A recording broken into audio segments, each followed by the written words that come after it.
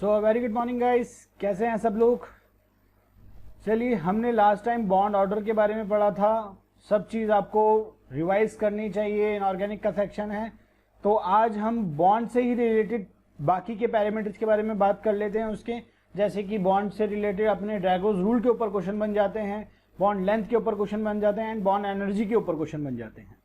सो हम आज इस सब चीज़ों को कवर कर लेंगे विद इनके क्वेश्चंस साथ में, और बहुत ही इंपॉर्टेंट और बहुत ही स्वीट से सिंपल से रूल है, इसको अपन को कवर कर लेंगे। एंड ये ड्रैगोज रूल है, उसी से स्टार्ट करते हैं। चलिए, तो अपन ने ये कहीं ना कहीं तो पढ़ा होगा ड्रैगोज रूल, अपने मेंस में और नीट में इसके क्वेश्चन भर कर आ जाते हैं। ठीक है, अपन को पता नहीं चलता बेसिकली होता क्या है, छुपा रुस्तम होता है ये। हालांकि कोई रूल नहीं है, अपन को ध्यान में रखना पड़ता है कि क्वेश्चन में अगर ड्रैगोज रूल को कोई अगर कंपाउंड फॉलो कर रहा है तो उसको क्या करना है क्या नहीं करना, और वो बाद में हिंट नहीं करता।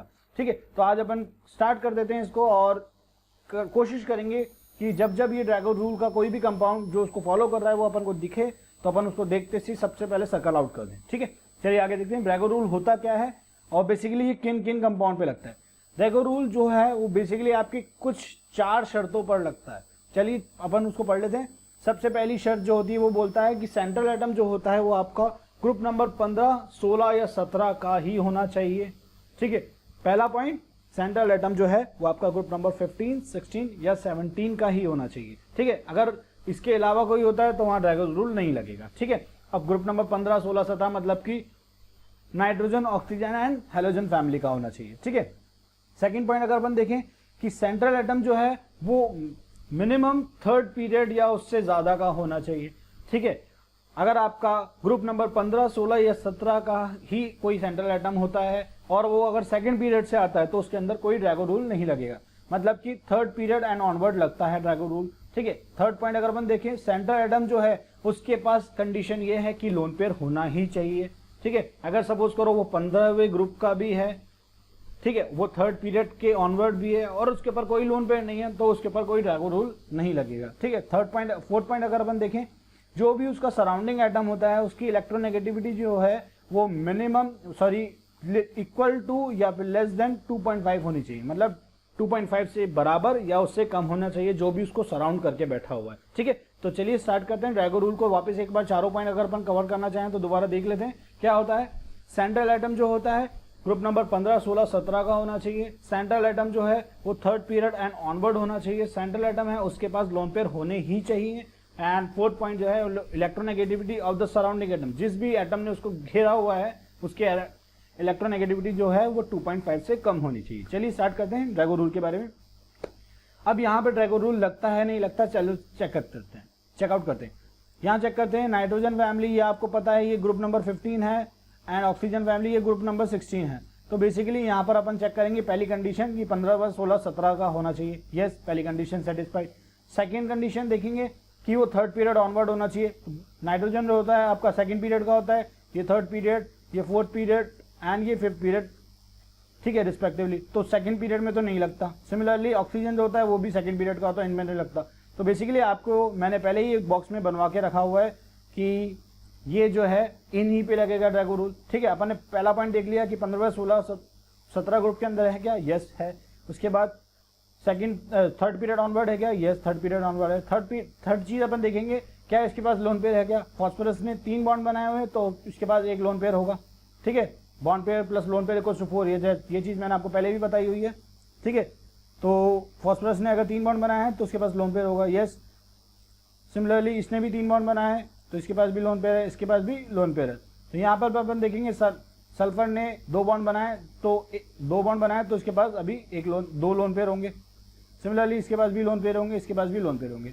थर्ड कंडीशन भी सेटिस्फाई हो गई कि इसके पास सेंट्रल एटम के पास लोन पेयर होना चाहिए। फोर्थ कंडीशन जो है इलेक्ट्रोनेगेटिविटी जो है सराउंडिंग एटम की आपकी 2.5 या 2.5 से कम होनी चाहिए। तो आपको पता है हाइड्रोजन जो है यहाँ पे सबके लिए हाइड्रोजन सराउंडिंग एटम है और बेसिकली आपके 99.99% केसेस में हाइड्रोजन ही जो होगा वो आपका सराउंडिंग एटम होगा ड्रैगोज रूल जहाँ भी लगेगा। ठीक है, तो बेसिकली आप जानते हैं हाइड्रोजन की इलेक्ट्रोनेगेटिविटी जो होती है वो 2.1 होती है। यस, ये 2.5 से कम है तो यस, तो ये कंप्लीटली ड्रैगोज रूल को सेटिस्फाई कर रहा है।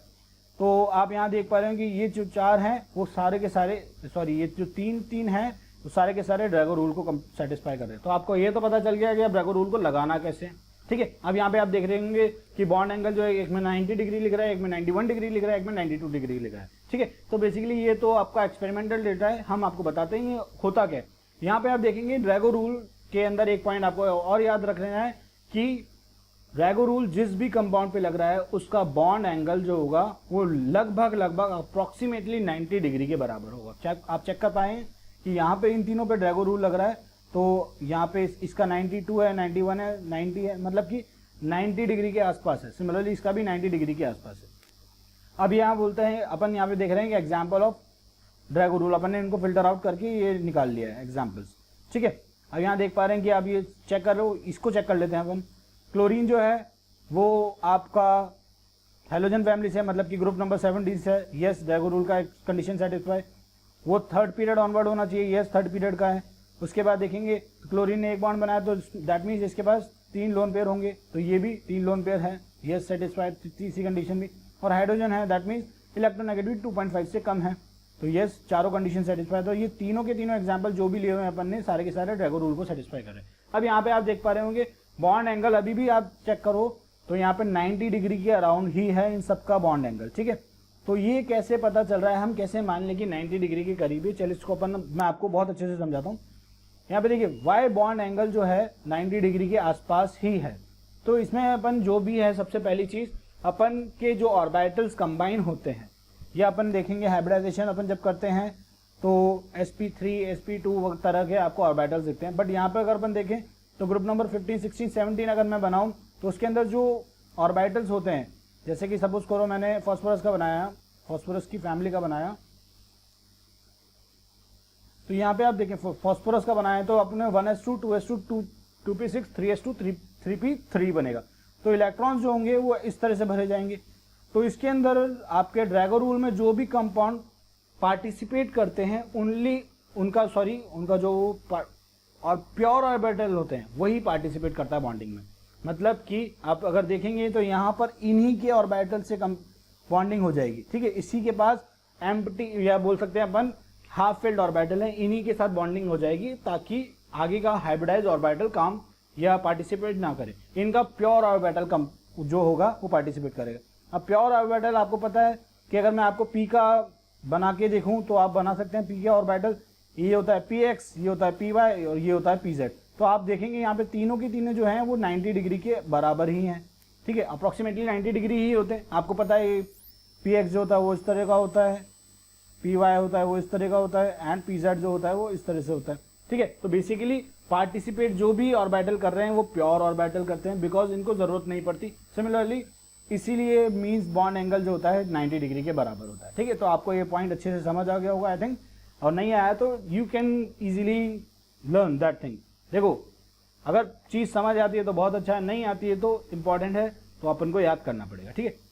चलिए आगे देखते हैं। और बेसिकली अपन ने कर लिया है तो आपको समझ आ गया होगा ये। आगे देखते हैं, चलिए कंपेयर द बॉन्ड ऑर्डर या बॉन्ड एंगल, सॉरी। अब आपको कंपेयर करना है बॉन्ड एंगल को, तो सबसे पहले देखेंगे अपन ये जो है सबसे पहली चीज होती है हाइब्रिडाइजेशन निकालो।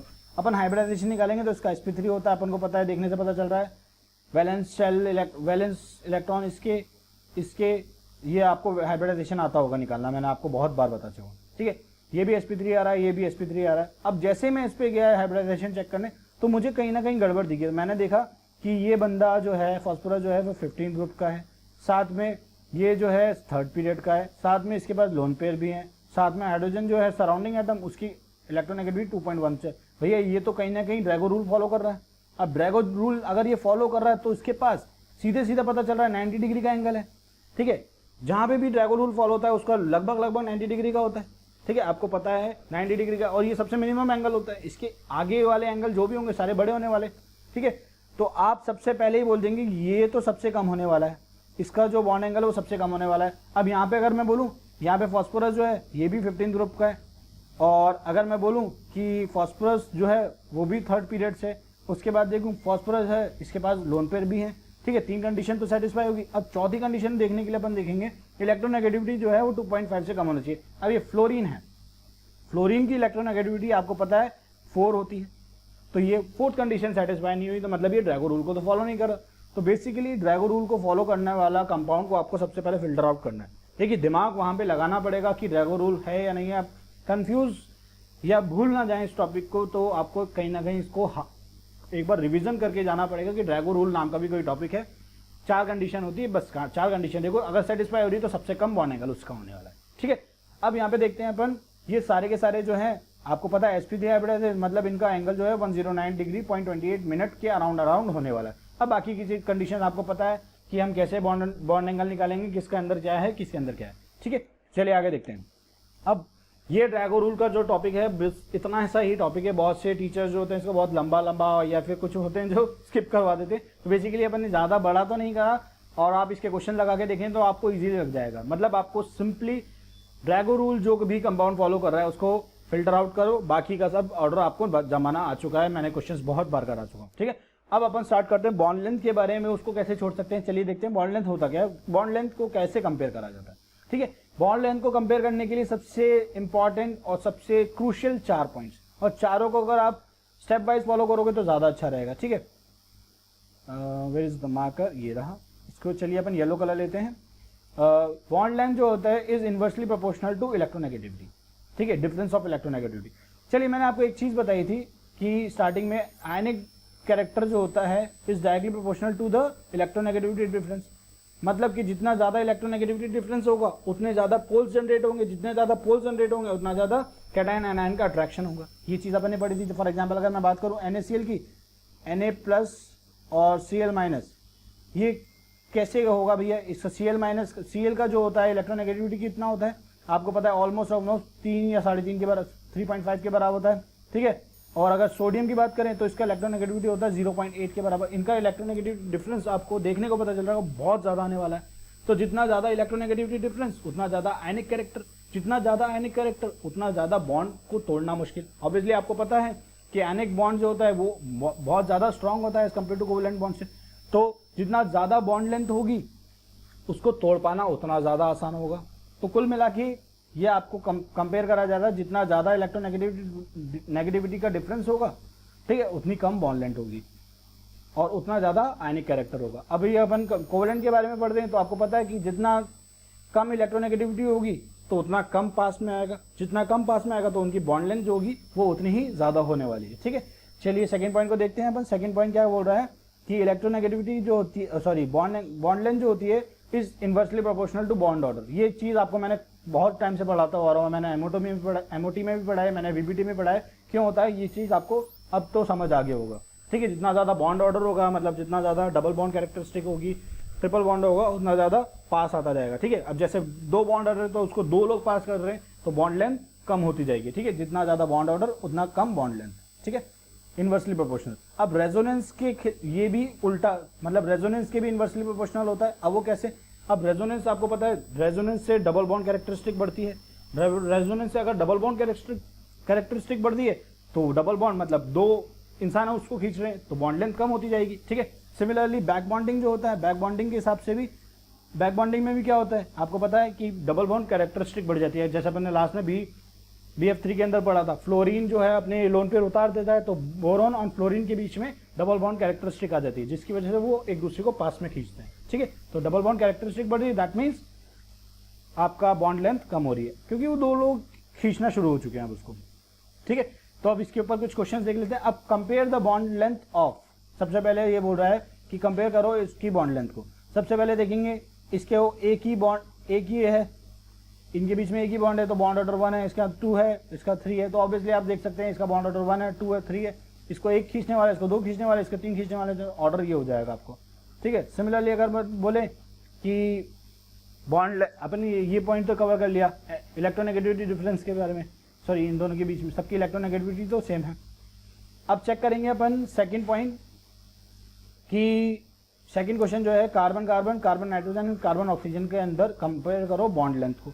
अब आपको पता है इन दोनों के बीच में इलेक्ट्रोनेगेटिविटी डिफरेंस जो होगा 0 होगा। इनके बीच में जो होगा नाइट्रोजन जो होता है वो अराउंड होता है 2.5, ठीक है 3.5 होता है, आई थिंक ये 3 होता है एंड ये 2.5 होता है। इन दोनों का इलेक्ट्रोनेगेटिविटी डिफरेंस अगर आप निकालेंगे तो 0.5 आएगा। सिमिलरली कार्बन का 2.5, ऑक्सीजन का हो गया 3.5, तो इनका इलेक्ट्रोनेगेटिविटी डिफरेंस अगर अपन निकालेंगे तो इसका आ जाएगा 1। ठीक है, तो जितना ज़्यादा इलेक्ट्रोनेगेटिविटी डिफरेंस उतना कम बॉन्ड लेंथ, तो ऑर्डर आपका ये हो जाएगा। ठीक है, तो सबसे ज़्यादा बॉन्ड लेंथ इनकी, फिर उसकी, फिर उसकी। ठीक है, तो आई थिंक ये क्वेश्चन आपको समझ आ गया होगा और इस तरह के क्वेश्चन आप प्रैक्टिस करते रहें। चलिए आगे देखते हैं, compare the bond length.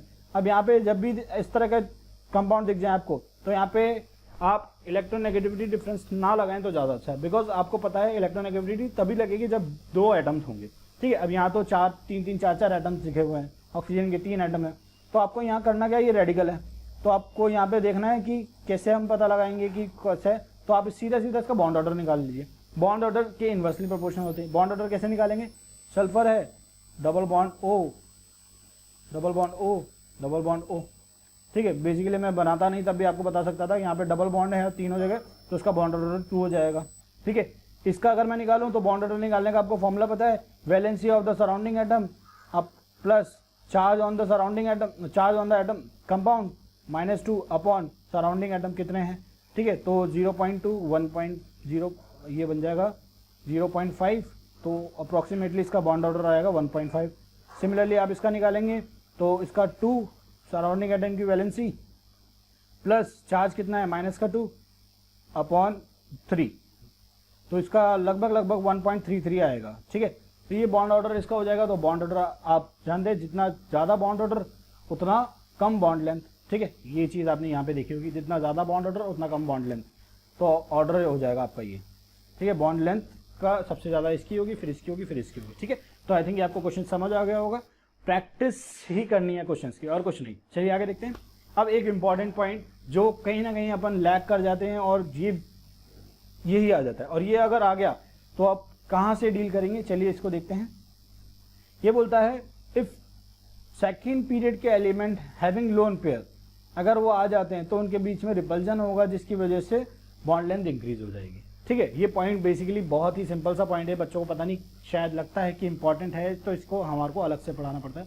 Basically होता क्या है, वो बोल रहा है कि सेकेंड पीरियड के अगर एलिमेंट हैं कंपाउंड में, अगर सेकेंड पीरियड के एलिमेंट हैं कंपाउंड में, तो क्या होगा, अगर और उसके पास साथ में लोन पेयर भी हैं तो उनके पास रिपल्जन होगा, जिसकी वजह से बॉन्ड लेंथ बढ़ जाएगी। चलिए इसको पॉइंट को मैं अच्छे से समझाता हूँ एग्जांपल के थ्रू। ये बोल रहा है कि NF bond length in NF3 is higher than expected Y। वो बोल रहा है कि ये NF3 के अंदर NF का जो बॉन्ड लेंथ है, NF का जो बॉन्ड लेंथ है, ये एक्सपेक्टेड से ज़्यादा बढ़ चुका है। ऐसा क्यों?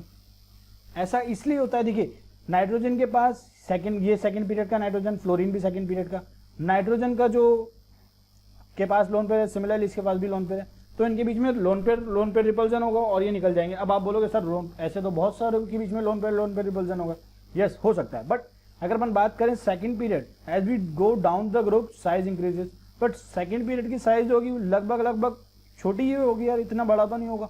अब जितना ज़्यादा साइज छोटा उतना ज़्यादा चार्जेस पास में, जितना ज़्यादा चार्जेस पास में उतना ज़्यादा रिपल्जन होगा, इस वजह से वो दूर चले जाएंगे। दूर चले गए तो उनकी बॉन्ड लेंथ जो होगी वो बढ़ जाती है। ठीक है, इसलिए कहते हैं कि सेकंड पीरियड का एलिमेंट अगर उसके पास लोन पेयर हैं, दोनों के पास अगर लोन पेयर हैं, जिसकी वजह से क्या हो सकता है, इनके बॉन्ड लेंथ की इंक्रीमेंट हो सकती है। और क्यों होती है ये अपन ने देख लिया। ठीक है, चलिए अब ये बोल रहा है कि nitrogen oxygen bond length in the NH2OH is higher than expected Y।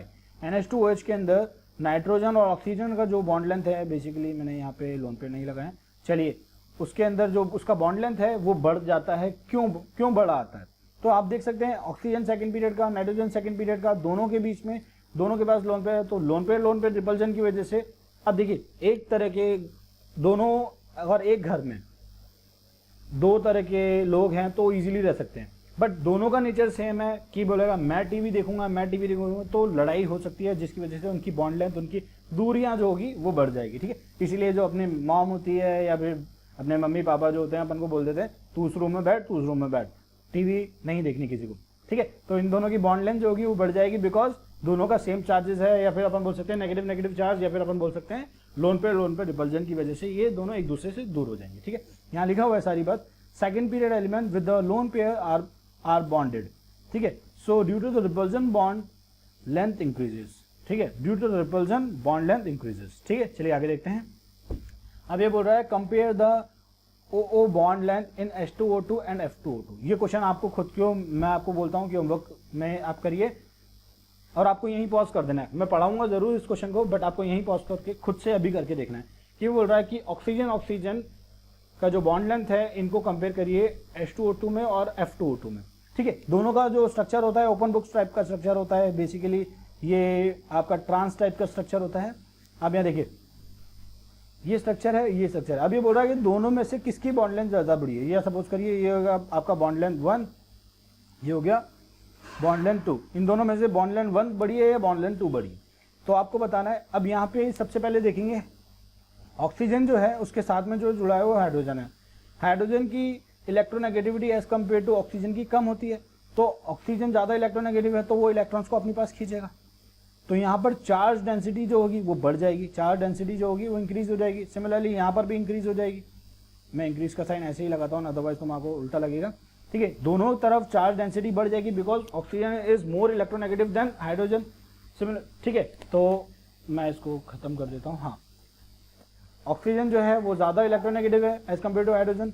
तो अपन क्या देख पा रहे हैं कि, और यहाँ पे सेकंड में देखेंगे तो फ्लोरीन जो है वो इलेक्ट्रोनेगेटिव ज़्यादा होता है एज कम्पेयर टू ऑक्सीजन, तो इलेक्ट्रॉन्स जो होंगे वो इधर की तरफ शिफ्ट हो जाएंगे, तो यहाँ पर चार्ज डेंसिटी जो होगी वो डिक्रीज हो जाएगी। अब चार्ज डेंसिटी डिक्रीज हो गई, यहाँ पे भी चार्ज डेंसिटी डिक्रीज हो गई।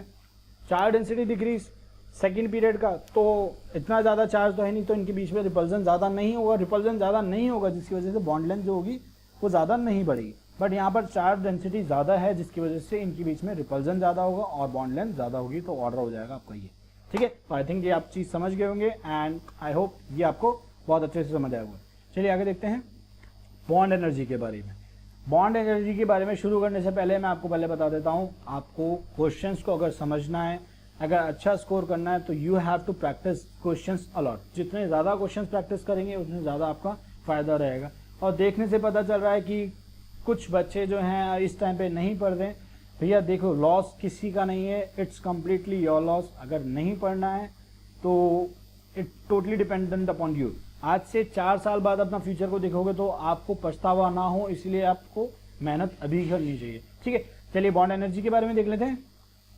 सॉरी अगर मैं थोड़ा सा अगर बीच बीच में थोड़ा बोल्ड हो जाता हूं तो चलिए आगे देखते हैं बॉन्ड ऑर्डर के बारे में, बॉन्ड एनर्जी के बारे में। बॉन्ड एनर्जी के बारे में आपको बहुत छोटे से खत्म करना है और बहुत छोटा सा टॉपिक है इसके अंदर, पर ये 3 ही पॉइंट का डिस्कस करेंगे। अब ये बोलता है कि बॉन्ड एनर्जी जो होती है वो डायरेक्टली डिपेंडेंट होती है इलेक्ट्रोनेगेटिविटी ऑर्डर पे। भैया देखो, जितना ज़्यादा इलेक्ट्रोनेगेटिविटी डिफरेंस जितना ज़्यादा उतना ज़्यादा आयनिक कैरेक्टर, जितना ज़्यादा आयनिक कैरेक्टर उतना ज़्यादा बॉन्ड स्ट्रॉन्ग। अब बॉन्ड स्ट्रॉन्ग है तो उसको तोड़ने में ज़्यादा एनर्जी लगानी पड़ेगी, तो जितना ज़्यादा इलेक्ट्रोनेगेटिव डिफरेंस उतना ज़्यादा स्ट्रॉन्ग बॉन्ड, जितना ज़्यादा बॉन्ड स्ट्रॉन्ग उतना ज़्यादा बॉन्ड एनर्जी देनी पड़ेगी तोड़ने के लिए। ठीक है, similarly bond energy is directly proportional to bond order. Obviously आपको पता है, अब 2 लोगों ने उसको बॉन्ड अगर पकड़ रखा है तो उसको तोड़ना इतना आसान नहीं होगा एज कम्पेयर टू एक सिग्मा बॉन्ड। ठीक है, एक बॉन्ड को हम यहाँ पे अपन देखें तो bond energy is inversely proportional to atom of the size, मतलब साइज ऑफ द एटम, उल्टा लिखा हुआ है। साइज ऑफ द एटम के बारे में बॉन्ड एनर्जी जो होती है बिल्कुल इनवर्सली प्रोपोर्शनल होती है। देखिए, जितना ज़्यादा एटम का साइज बढ़ा उतना ज़्यादा न्यूक्लियस का बॉन्ड डिस्टेंस बढ़ जाएगा, मतलब उतनी ज़्यादा बॉन्ड लेंथ बढ़ जाएगी। अब जितनी ज़्यादा बॉन्ड लेंथ होगी उसको चार्ज को तोड़ना, मतलब एटम का कंपाउंड को तोड़ना बहुत आसान हो जाएगा। ठीक है, बेसिकली ये बॉन्ड लेंथ के बारे में ही बोल रहे हैं अपन। बॉन्ड लेंथ जितना ज़्यादा बढ़ा उतना कम बॉन्ड एनर्जी। ठीक है, चलिए आप देखते हैं कुछ क्वेश्चंस देख लेते हैं इसके अंदर। Compare the bond energy. अब यहाँ पे देखेंगे आप, as we go down the group size increases. Fluorine की साइज सबसे छोटी होती है as compare to chlorine, bromine and iodine. तो साइज सबसे बड़ी छोटी इसकी, तो जितना ज़्यादा साइज छोटा उतना ज़्यादा बॉन्ड एनर्जी। या फिर आप ये भी देख सकते हैं कि इनके इलेक्ट्रोनेगेटिव डिफरेंस अगर मैं बोलूँ, फ्लोरीन जो होता है 4, ये क्लोरीन जो होता है 3.5 या 3 होता है बेसिकली, हाँ 3 होता है। एंड ब्रोमीन जो होता है उसका अराउंड 2.8 होता है एंड आयोडीन जो होता है उसका 2.5 होता है। ठीक है, इसका 2.1 होता है। तो आप देख सकते हैं इनका इलेक्ट्रोनेगेटिविटी डिफरेंस जो होगा वो लगभग 1.9 के बराबर आ रहा है। ठीक है, इसका जो होगा वो 2.1 से माइनस करेंगे तो इसका 0.9 के बराबर आ रहा है, इसका हाँ 0.9 के बराबर आ रहा है, इसका 1.2 के बराबर आ रहा है, तो 1.2 होगा नहीं सॉरी 0.7 के बराबर आ रहा है। सिमिलरली इसका 0.4 के बराबर आ रहा है। तो जितना ज़्यादा इलेक्ट्रोनेगेटिविटी डिफरेंस उतना ज़्यादा आपका बॉन्ड एनर्जी, तो आपका ये ऑर्डर हो जाएगा। ठीक है, ये आंसर लिखा हुआ है नीचे, सॉरी। तो आई थिंक ये क्वेश्चन आपको समझ आ गया होगा। जितना सबसे पहले आपको इलेक्ट्रोनेगेटिविटी डिफरेंस देखना है अगर दो एटम है। ठीक है, जितना ज़्यादा इलेक्ट्रोनेगेटिविटी डिफरेंस उतना ज़्यादा बॉन्ड एनर्जी। ठीक है, चलिए आगे देखते हैं।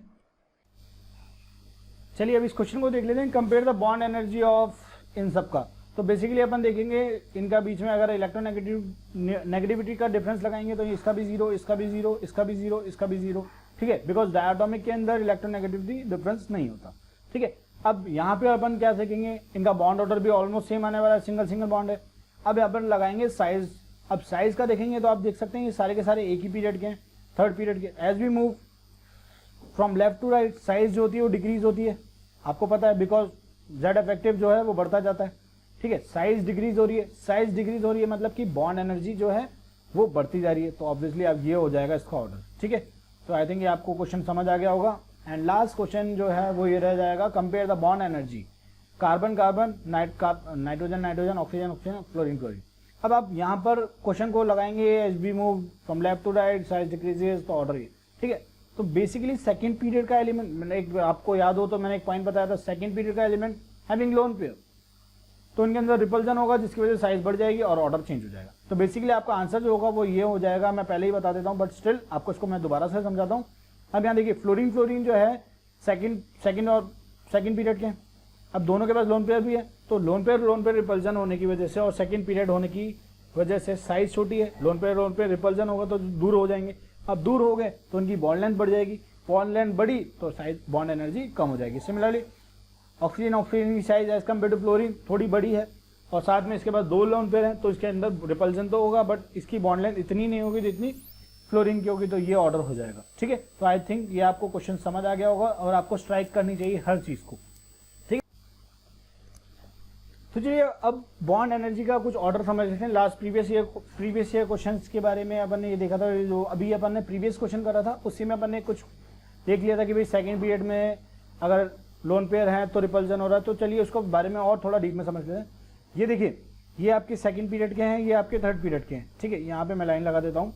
अब यहाँ पे आप देखेंगे कि ये बोल रहा है कि second period element having lone pair repel each other and bond length increases. ठीक है, तो ये बेसिकली आपका बॉन्ड एनर्जी का ऑर्डर है।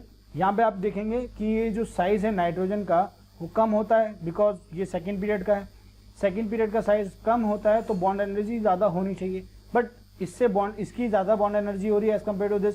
बट ये होता क्यों है, बिकॉज इसके पास लोन पेयर होते हैं, लोन पेयर होते हैं तो इनके लोन पेयर रिपल्जन की वजह से बॉन्ड लेंथ इंक्रीज हो जाती है, जिस वजह से ये फॉस्फोरस से मतलब कि थर्ड पीरियड से भी इसकी साइज बड़ी हो जाती है, इसलिए बॉन्ड एनर्जी जो होती है वो थर्ड पीरियड को ज़्यादा लग रही है as compare to this, because इसकी साइज हो गई बड़ी। अब साइज बड़ी हो गई तो इनको तोड़ना आसान हो जाएगा, मतलब बॉन्ड एनर्जी इनको देनी कम पड़ेगी एज कम्पेयर टू दिस। ठीक है, सिमिलरली ऑक्सीजन भी सेकंड पीरियड का है, because of having lone pair वो रिपल्जन करेगा तो वो थर्ड पीरियड के सल्फर से भी ज़्यादा साइज बड़ी कर लेगा, जिस वजह से बॉन्ड लेंथ बड़ी कर लेगा, जिस वजह से क्या होगा आपका बॉन्ड एनर्जी जो कम हो जाएगी। अब यहाँ पे अगर मैं बात करूँ कार्बन की, कार्बन अगर मैं देखूँ तो यहाँ पे आप देख पा रहे हो कार्बन के अंदर उल्टा केस है। कार्बन के अंदर उल्टा केस क्यों है, बिकॉज आप जानते हैं कार्बन जो है उसके पास कोई लोन पेयर नहीं होता, अगर लोन पेयर नहीं है तो रिपल्जन नहीं हो रहा, तो बॉन्ड लेंथ बढ़ नहीं रही, तो as compare to third period second period की साइज छोटी होती है, जिस वजह से वो पास में रहेगा, क्योंकि यहाँ पे रिपल्जन नहीं हो रहा, इसलिए कार्बन का जो बॉन्ड एनर्जी होती है एज कम्पेयर टू सिलिकॉन वो ज्यादा होती है, बस क्योंकि यहाँ पे कोई रिपल्जन नहीं हो रहा इन कार्बन। ठीक है, तो आई होप ये आपको समझ आ गया होगा बहुत अच्छे से। और कुछ एक एक्सेप्शन है उसको, बस ये एक तो ये वाला एक्सेप्शन कि भाई सेकंड पीरियड का अगर लोन पेयर है तो उसमें थर्ड पीरियड से ज़्यादा हो जाएगी। दूसरा एक्सेप्शन आपको बस ये याद रखना है कि अगर इनका अरेंजमेंट आपको करने को मिल जाए बॉन्ड एनर्जी के ऊपर सॉरी, तो कैसे करेंगे, यहाँ देखिए फ्लोरीन जो है उसकी सबसे ज़्यादा साइज छोटी, ठीक है, ये as we move down the group size increases. ठीक है, फ्लोरीन की साइज सबसे ज़्यादा छोटी है तो बॉन्ड एनर्जी सबसे ज़्यादा लगनी चाहिए थी, but because having lone pair उसके पास लोन पेयर है तो वो रिपल्जन करके बॉन्ड लेंथ बढ़ा लेगा और जिसकी वजह से वो थर्ड नंबर पर आ जाएगा। अब आप बोलेंगे सर इसको कैसे याद करें, बेटा थोड़ा सा एक्सेप्शन है, chemistry and inorganic is completely based on exception, जो एक्सेप्शन हम आपको समझा सकते हैं, हालांकि इसका कोई एक्सेप्शन नहीं है, ये एक्सपेरिमेंटल डेटा है, हमने निकाला भी है उसको। आगे फर्दर स्टडीज अगर आप MSc BSc करते हैं तो इसमें आप देख पाएंगे ये होता क्यों, बट ये आपके सिलेबस में नहीं है, तो डोंट वरी, इतना ज़्यादा डीप में मत जाइए, आपको खुद को प्रॉब्लम होगी, ठीक है। और अगर जिसको जाना है तो देखें गूगल इट, ठीक है। तो ये ऑर्डर हो जाएगा, तो आपको बस ये याद करना रहेगा आज के लिए, फिर ये होमवर्क हो जाएगा, तो ये उसकी बॉन्ड एनर्जी हो जाएगी। तो आई थिंक ये आपको समझ आ गया, और इसी हिसाब से अपन ने बॉन्ड के जितने भी पैरामीटर्स थे, जितने भी क्वेश्चन बन सकते थे, अपने सब कुछ खत्म कर लिया। तो kindly do practice the questions, and जितने ज़्यादा क्वेश्चन लगाओ उतना ज़्यादा आप लोगों का फायदा है। चलिए, thank you so much. And अगर आपको वीडियो अच्छा लगा तो do like, do subscribe the channel and share करिए इसको। जितना ज़्यादा शेयर करेंगे उतना ज़्यादा आप लोगों का फायदा है, आपके रिलेटिव्स या जो भी आपका फ्रेंड सर्कल है उसका ज़्यादा फायदा है। थैंक यू सो मच, अलविदा, बाय बाय, गुड नाइट।